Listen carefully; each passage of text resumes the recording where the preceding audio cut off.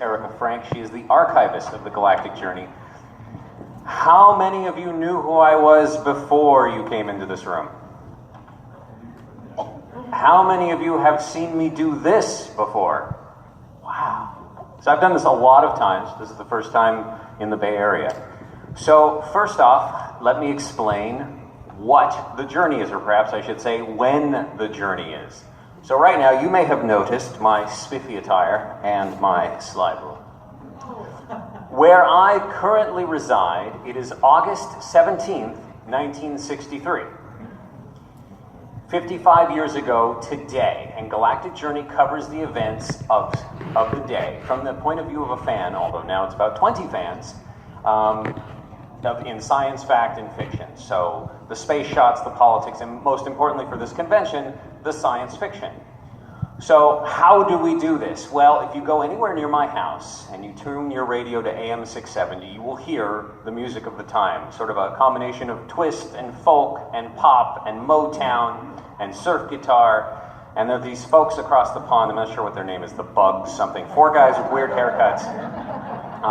They haven't made an impact on our charts, though. I don't think the British will ever invade again. Besides, it was the Canadians who burned down the White House in 1812, right? So if you go near my house, you hear that. If you turn to channel 9, you see the TV of the days. I have turned my house into a cocoon from the past. I read the paper of the time. I read every book, every magazine, every newspaper. Every science fiction book, every science fiction magazine. Right, not the books under the counter. At least I won't tell you about them.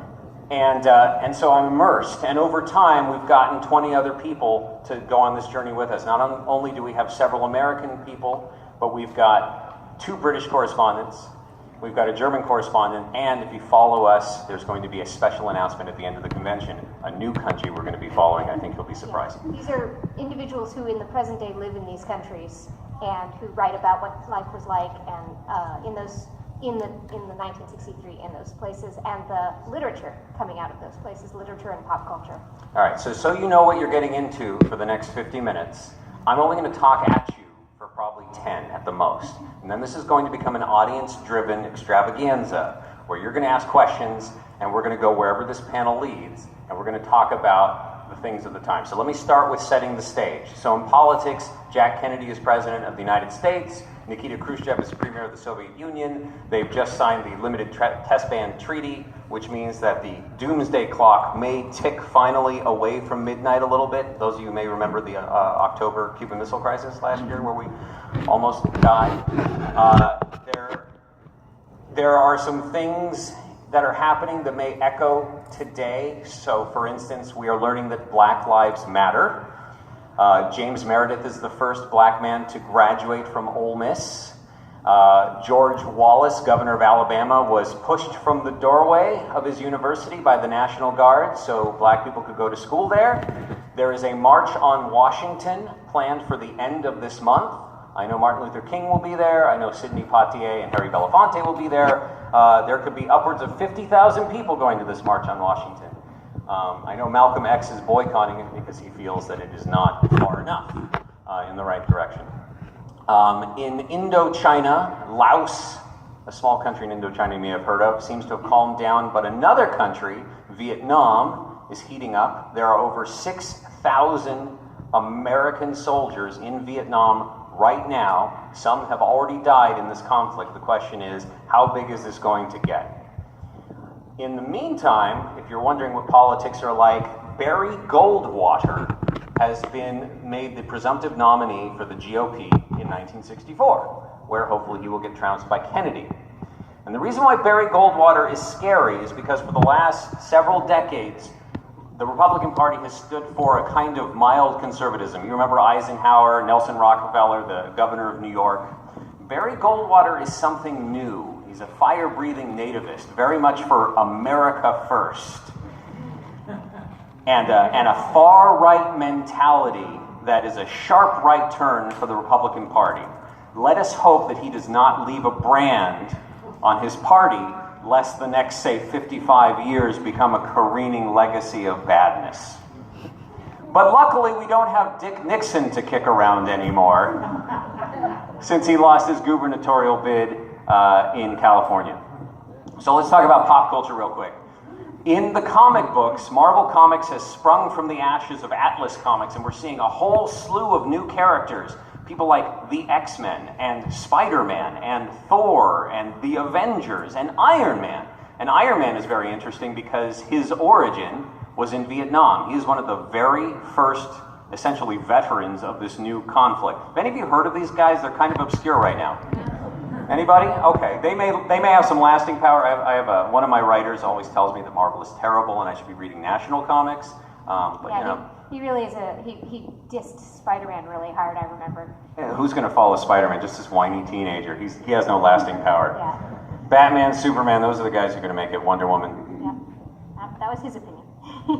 That's right. Now, since we are at Worldcon, right? We're all here at DiscCon in Washington, D.C. over Labor Day weekend. August 1963. You all have your ballots in front of you, but let me remind you who's on the ballot. And we can see if we can guess who's going to win in 1963. Now, I was a bit disappointed. If you follow the journey, you know at the end of every year, I give out the Galactic Stars for the fiction that I think is worthy.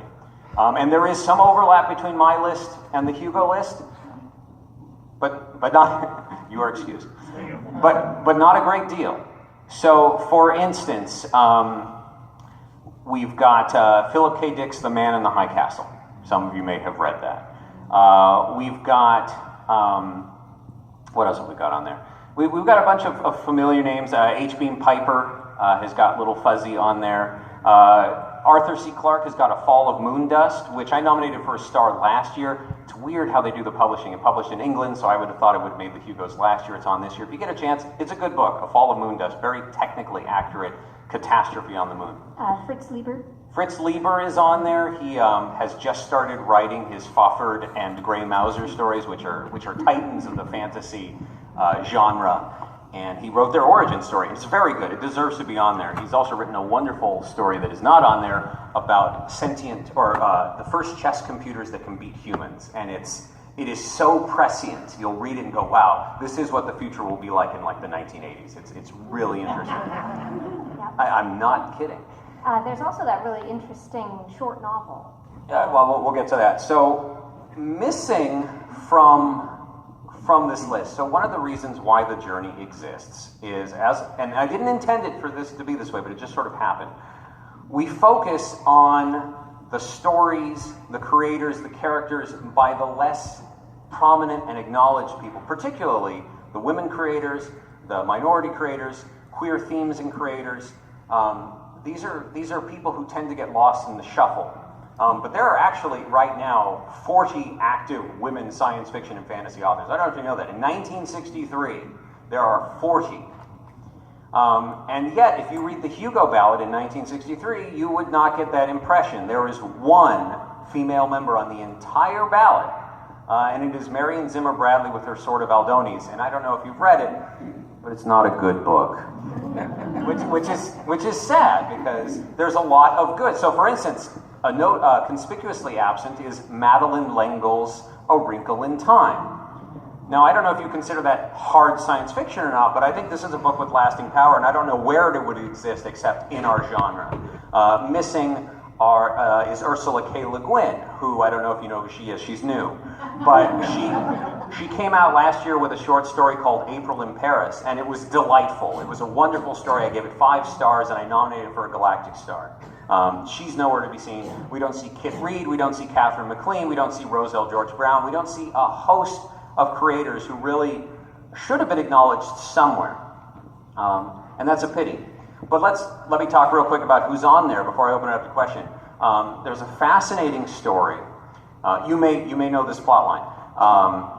It's about a planet, and the people who live on the planet live in sort of a quasi-medieval setting. They have to live underground. They ride dragons. Every so often, a nearby star comes close enough to pose an extraterrestrial threat. You guys know what I'm talking about? Yeah. Dragon Masters by Jack Vance. Right? That's up for the Hugo. And rightfully so. It's a very good book. It's a short novel.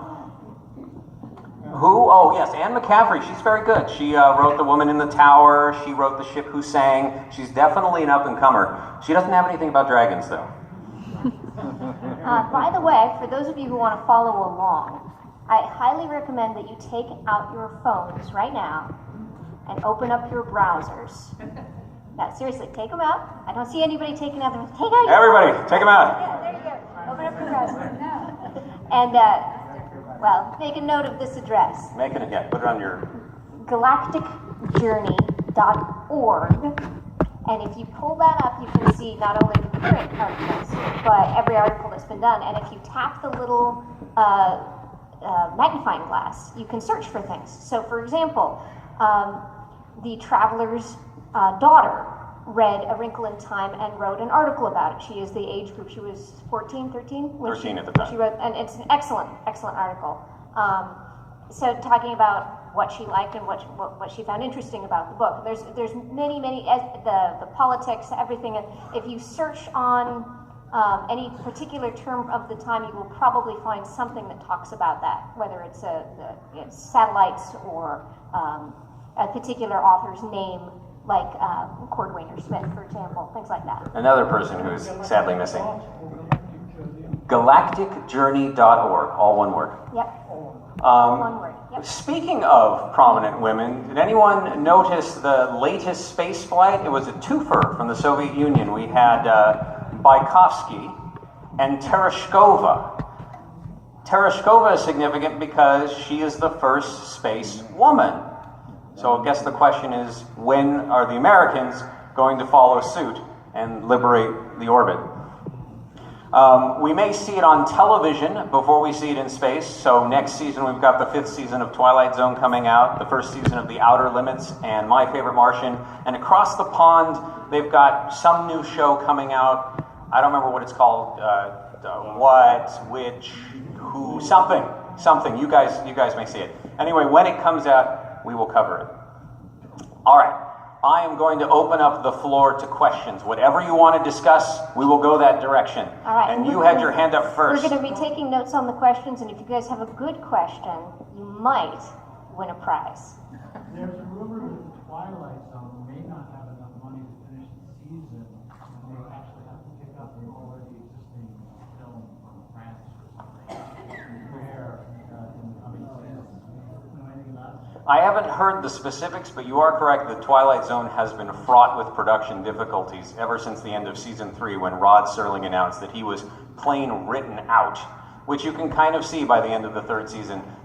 He left the show. They shifted producers, and season 4 was the hour-long programs. Problem with Twilight Zone is it's, set up, crazy people, gimmick, end. You can't sustain that for an hour generally. So while there are some amazing 4th season episodes, like any of you see the Burgess Meredith episode, Printer's Devil? Right, that's excellent. And Burgess Meredith is great in everything. Every episode of Twilight Zone is covered in the Journey and reviewed. The Journey also received a Serling Award last year for their coverage of the Twilight Zone. That's correct. Well, but I have no idea what's going on in the 5th season, because it hasn't happened yet. Mr. Victorian. Anyone else wearing a 5th helmet? I don't know whether this is a trend or not, but it's really upsetting that we have to buy this shell of the future and all these 21 cent a gallon premiums for our cars. Any ideas on any kind of more efficient cars coming ever?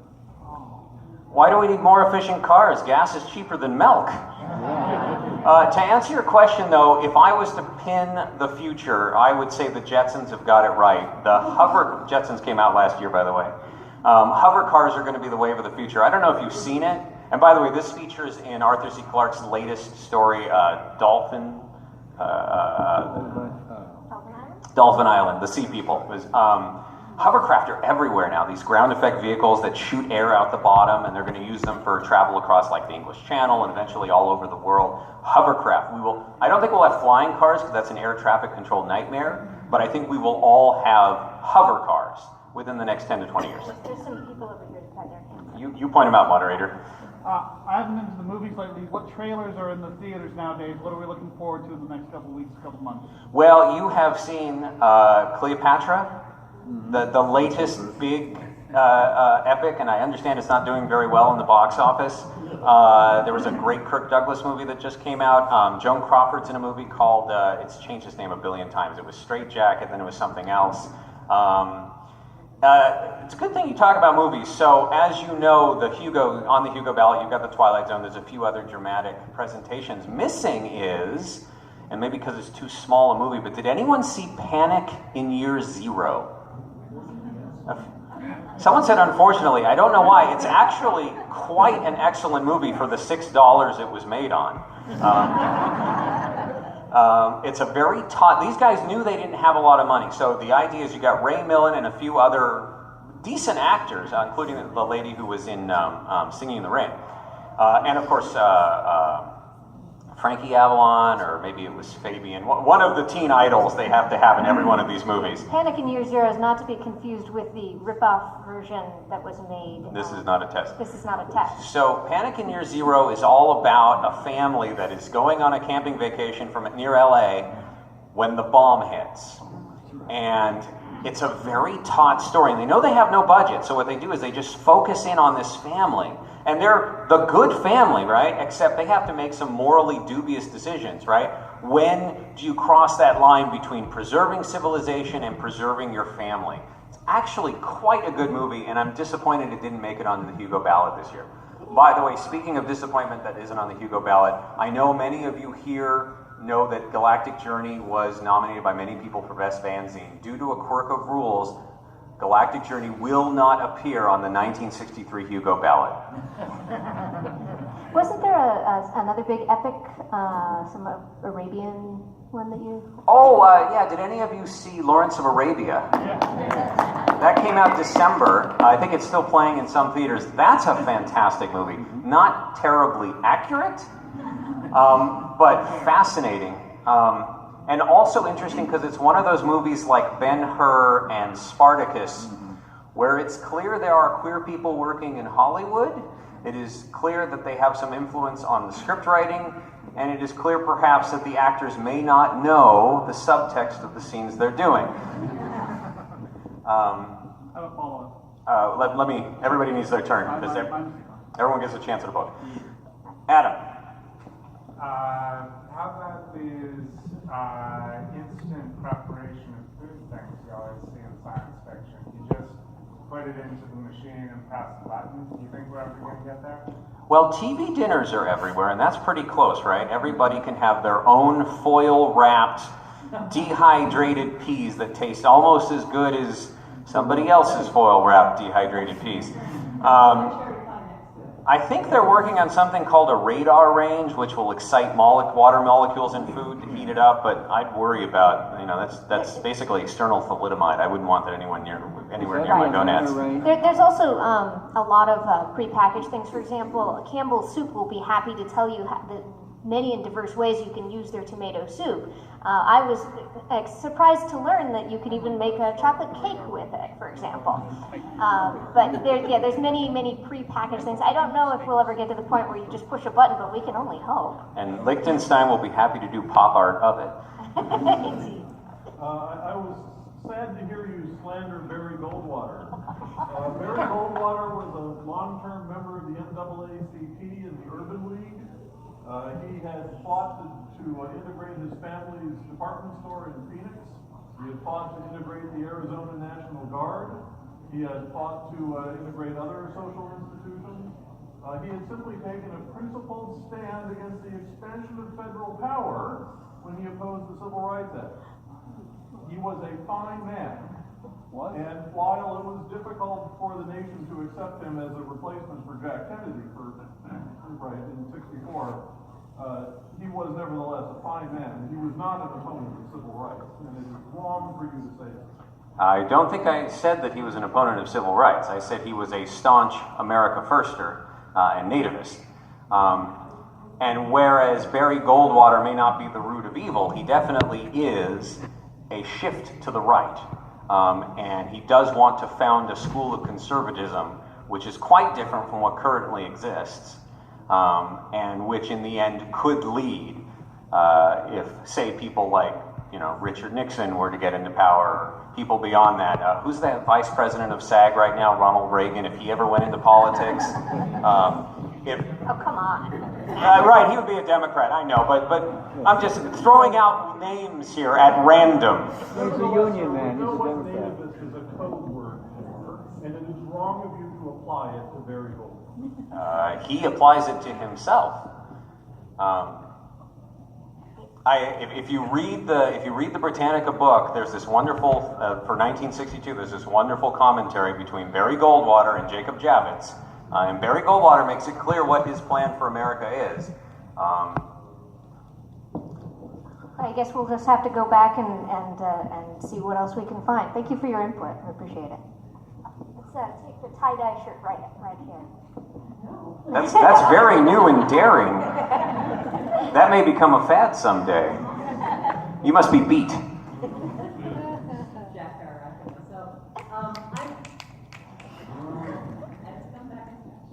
I am curious, given our president's sailing and being Labor Day weekend and he being in Hyannisport, when I read his papers a few months ago.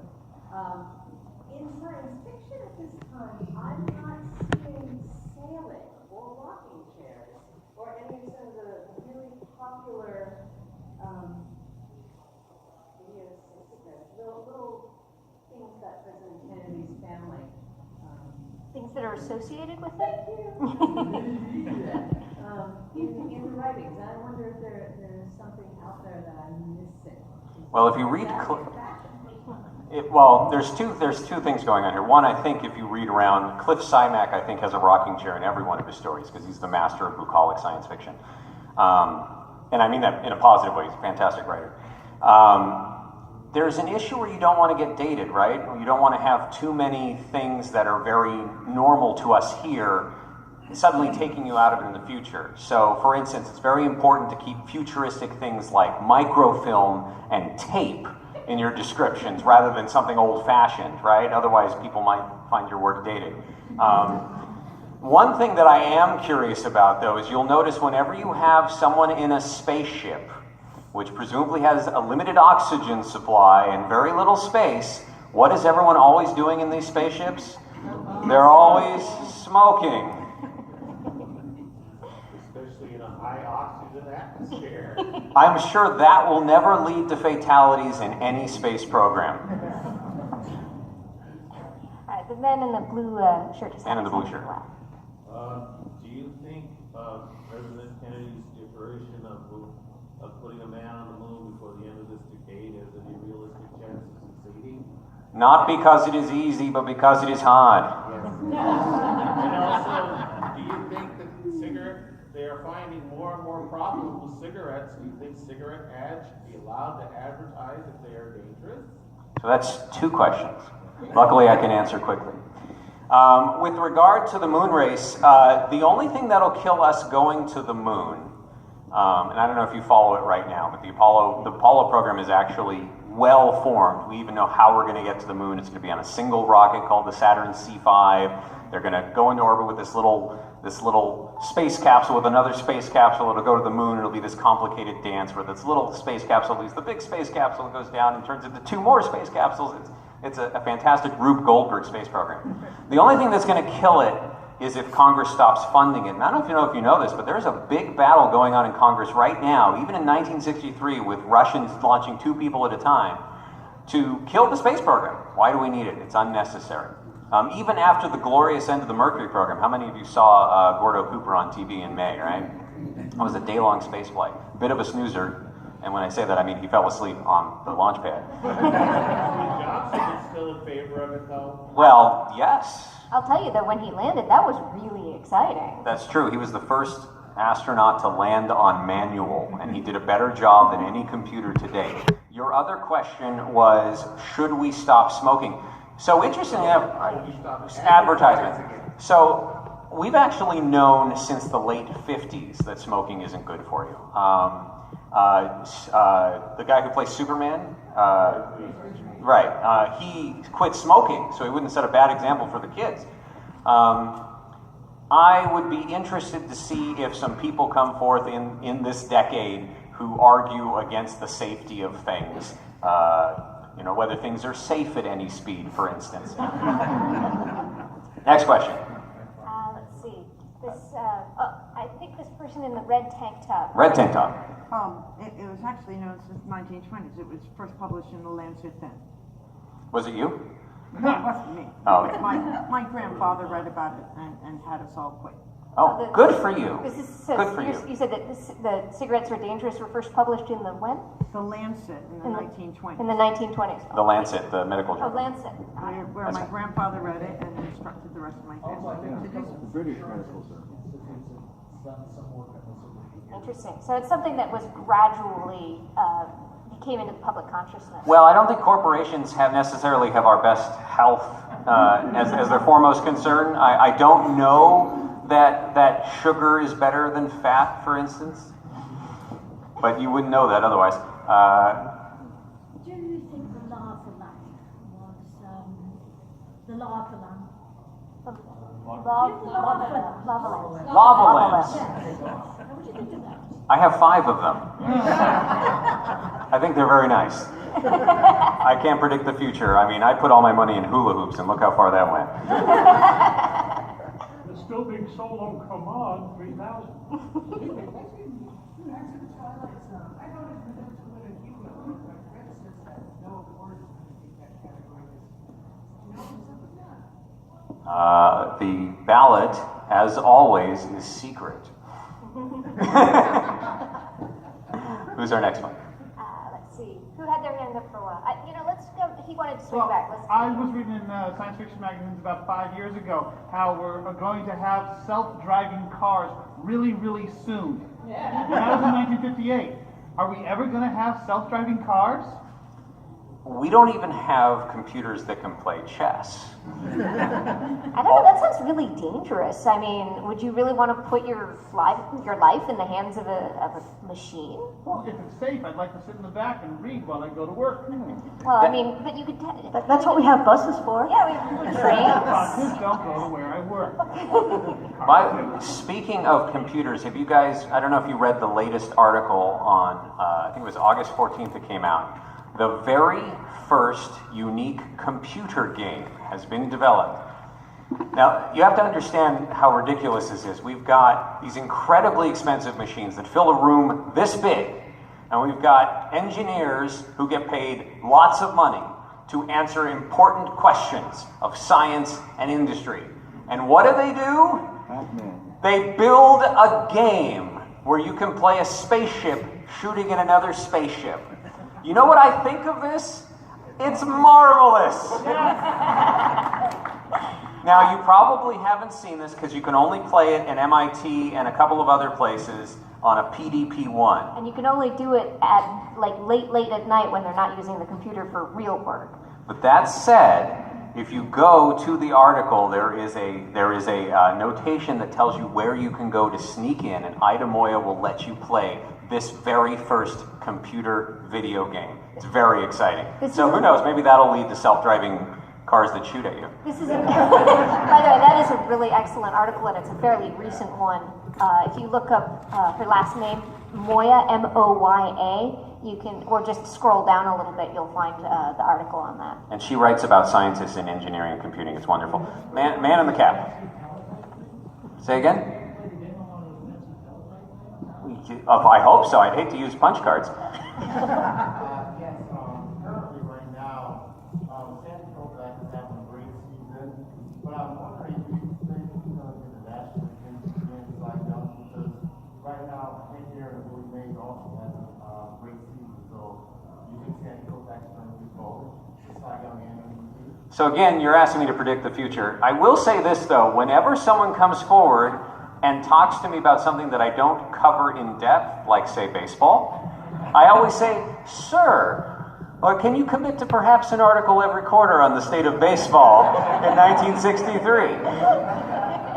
So come up afterwards, you've won a prize, and I'm going to give you my card, and we're going to talk after this. Who's next? Let's see, is this gentleman had a chance yet? self-driving cars. Again. Projects to have self-landing aeroplanes, and airliners at that, with a lot of passengers, was well on the way when you're talking about. Because I was working on it.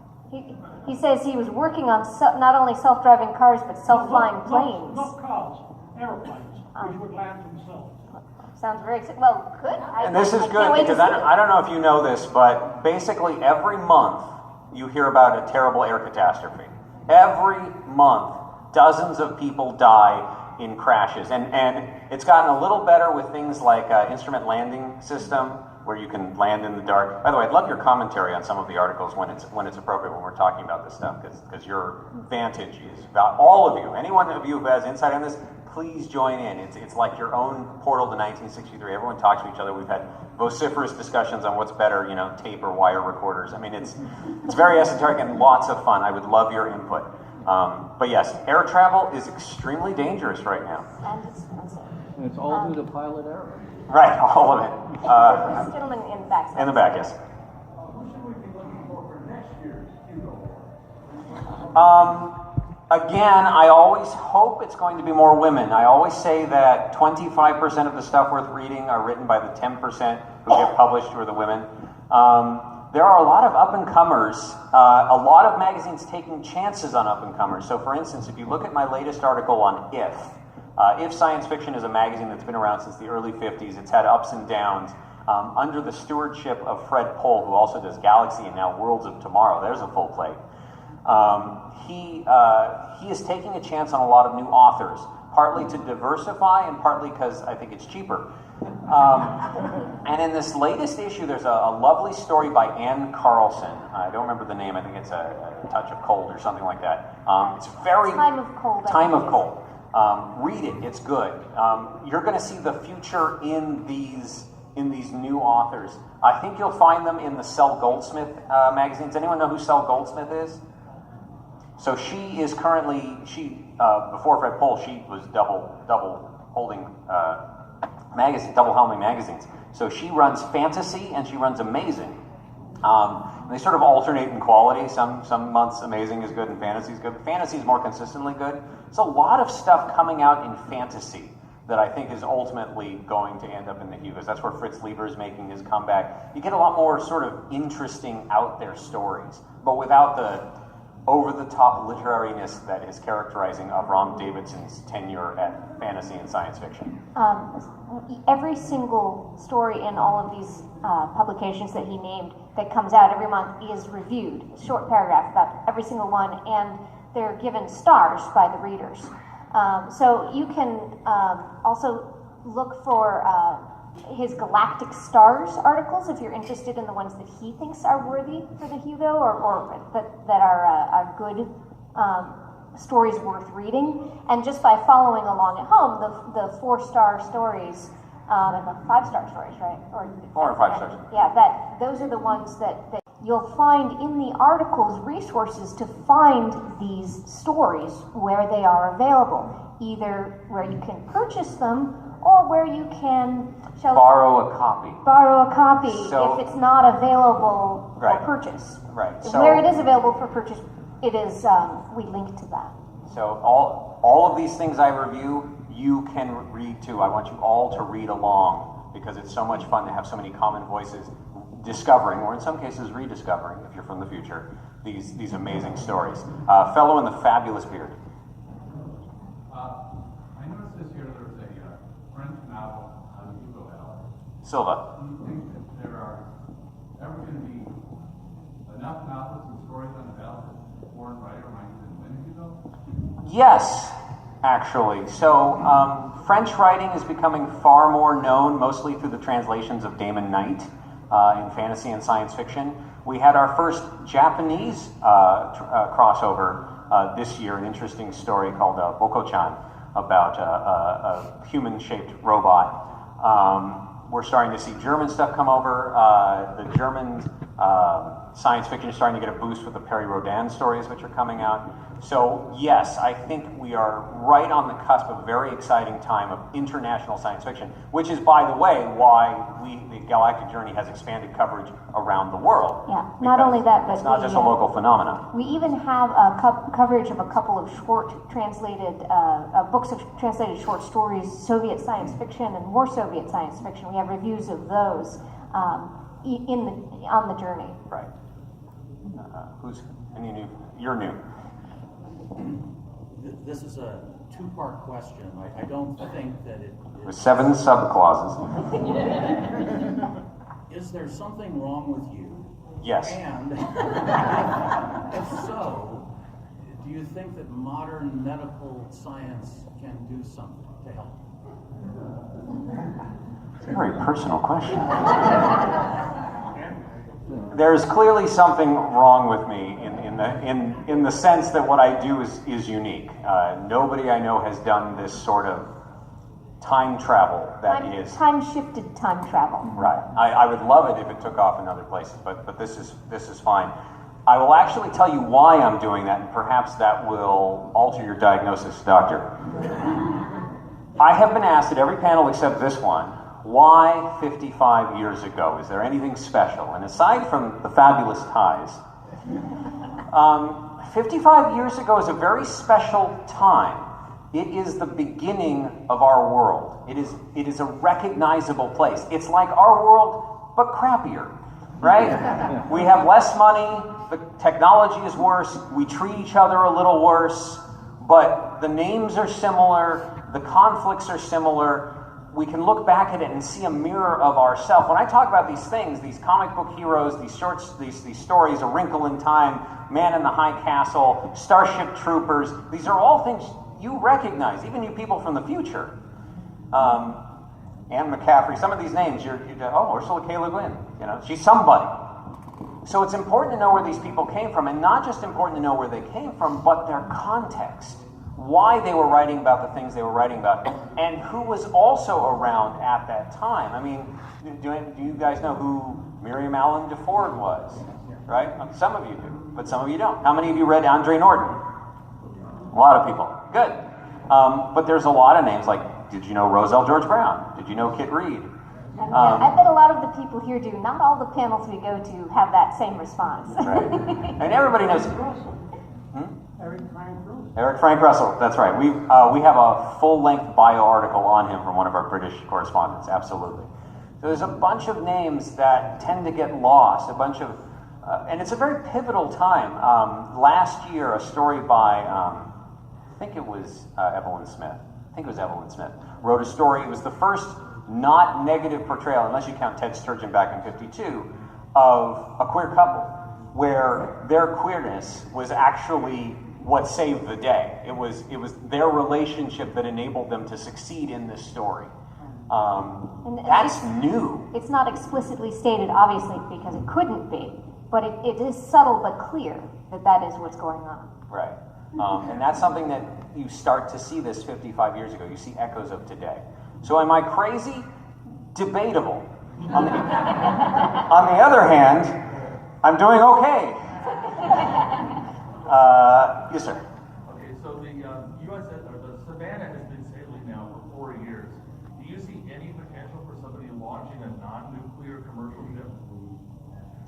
A non-nuclear commercial ship. USS Savannah was the first nuclear cargo ship. You mean a nuclear commercial ship? Yeah. Do you see any potential for launching any non-nuclear after we've had this nuclear cargo ship out there for 4 years? Right, because one ship means all ships. Nuclear has always touted as the wave of the future. I have a good friend who refused to work for Edward Teller. It doesn't seem to be quite going as far as people want it to. I still don't see nuclear-powered aircraft. NASA's nuclear-powered propulsion program is always getting headlines, but never seems to be getting funding. So I don't know. That seems to be one of those things. I mean, we are seeing nuclear power plants built left and right. And as long as we figure out where to stick the fuel when it's done, I'm all for it. Only time will tell if nuclear power really is going to be the wave of the future. On the other hand, I also don't think alarmism against nuclear power is appropriate in all cases either. I think we should take a balanced approach. You did do your research on this one, by the way. In 1963, the Savannah was real. I believe you. It was launched in 59, and by 63, everything was going to be nuclear. Trust me, I have seen all the advertisements that everything will be nuclear. I have my doubts that everything will be nuclear. Along with talking about more representation of women in figures and in science fiction writing, what's the racial diversity? The what? This month in fantasy and science fiction, I saw the first story by a black person that I have ever, that I know of. Obviously, that he knows is a black. Obviously, they don't color code the pages, right? I know there was a man of Mexican origin who was writing, but generally, I have only seen one, except there's a fellow, I can't show you because it's a prize, there's a fellow named Sam Delaney. He's written one or two novels recently. The one I'm reading right now, it's okay. Those are the only two that I know of right now. So racial diversity is actually more, I guess I would say, more of a problem, at least that I can tell. Just like I don't know, there may be women who are writing that I don't know about because they're working under initials. For instance, E.A. Proulx, who posted a story in the latest If, someone told me that it's actually Annie Proulx. But there's no way for me to know that, right? Just like when Catherine McLean submitted her first story to Astounding, she wrote under KT McLean because her family told her no one would ever publish a woman. The initials KT. KT. So, also there's a couple of places that not only in books, you may start seeing more diversity in movies. A couple of years ago, there was a very interesting end of the world story called The World, the Flesh, and the Devil, which starred Harry Belafonte, and it was absolutely fabulous. I hit this one every single panel I go to. How many people have seen The World, the Flesh, and the Devil? I'm writing it down right now. Okay, every single one of you needs to see The World, the Flesh, and the Devil. It is an after-the-bomb story. It stars Harry Belafonte. They get him to sing, of course. And it's a love story between him and Inger Stevens, and she is white. And it's very clearly a love story between them, and he's the reason why it doesn't consummate for a while, because he knows he's black, and it can't work out. And then we have Mel Ferrer shows up as the other man. And we end up with, I don't want to spoil it for you, but I will say that not only does this story feature a groundbreaking interracial romance that I've never seen before, but the very end of the movie is a very strong, I don't even want to say implied, because it'd be hard to say there was implication. I mean, it's text, not subtext, that all three of them end up in a relationship together. This is the end of the world, and White-black polyamory in 1959. Yeah, there was nobody else left on Earth, and watch this movie, The World, the Flesh, and the Devil. And by the way, from my article, you can actually watch the thing for free. Find the link at. All right, we got time for. It's good to pay for these things. We always support paying for these things whenever possible. This one you can't pay for it. It's public domain. But this one is public domain, so it is legal to look at it for free. All right, a couple more questions. We have. There's a lot over on the right. New person, I know you. So is anyone else here really bummed out about the Termite Terrace closing? No more Looney Tunes, all in what are we gonna get for animation? All we're getting is this Hanna-Barbera crap on TV. I saw some weirdo cheapo Japanese thing called Gigantor or whatever on Saturday morning. Is there any hope for animation? So I can actually give you thank you for bringing that up. So animation is big right now. You're right. Hanna-Barbera, Flintstones are going into their 4th season. The Jetsons had a miserable 1st season. But let us not disrespect the Rocky and Bullwinkle show. So good. So funny. As for animation from Japan, there's very little of it right now. So I go to Japan almost every year. And I can tell you, and we cover all of the Godzilla movies, by the way. We watched Godzilla versus King Kong. And at the end, you see King Kong walking away as if he's won the fight. He hasn't. Godzilla is underwater wearing him as a hat. Cinematic universes where they cross So with regard to animation, there's comics are for kids. I don't know. There's this. I understand that this fall season is going to be groundbreaking in terms of animation for the first time on Japanese television. I don't know if any of you are going to care because it's in Japanese. But there's a whole slew of shows coming out, animated TV shows. There's a show based on Tetsuwan Atom. There's a show based on Tetsujin 28-Go. Astro Boy. That's Tetsuwan Atom. There's a whole slew of these shows. They're really gambling on animation in Japan. Now, whether any of this stuff is going to make it to America or anyone would want to see it here, who knows? This goes into the fellow who asked whether they were going to translate stuff overseas. Yeah, whether or not we'll see them with American titles like Astro Boy or Speed Racer, for example. And if you want to see Mel Blanc, he is now appearing in person. He was on the Dobie Gillis show. When you see him, you're like, who is this guy? He's this nebbishy dude with a mustache, but when he talks, he's Bugs Bunny. It's the weirdest thing. All right, another question. Chance for a prize, quick. We should. This should be the last one, and then we should probably tally up. And I think that I saw a hand actually over on the end there. Was there someone there who wanted? If there's a new person, that's fine. New person. Anyone wants to take a chance at a prize? Don't be afraid of sounding dumb. You'll sound just like me. All right, blue shirt again.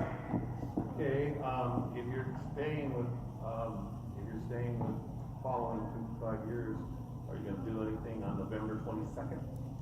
That was a very...